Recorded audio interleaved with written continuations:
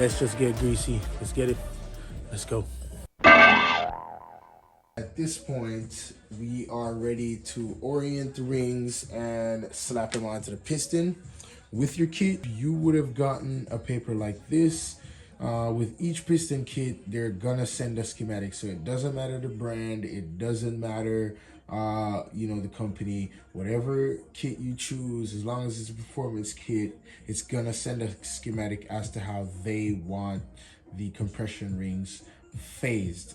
So this is it, and I'm just gonna phase them up right now, keeping in mind the reference of the company specs. So I already phased the bottom rings on all the piston connecting rod assemblies, so I'm just gonna show you where the gaps are at. So in here, you're gonna see my oil ring expander. The gap is in the middle. That's the middle ring. The gap is in the middle of the exhaust port. The intake relief port.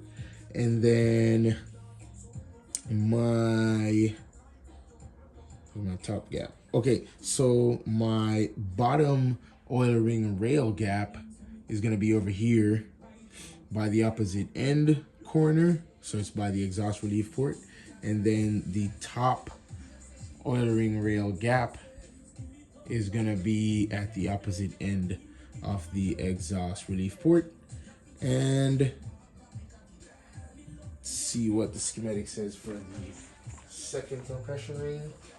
So the second compression ring should be right in between the two gaps for the oil ring rail. So oil ring rail gap, oil ring rail gap, right.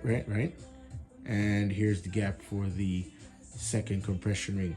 Top compression ring goes directly the opposite side. So on the rings, they're gonna come with a little M on it. You can see that right there, M.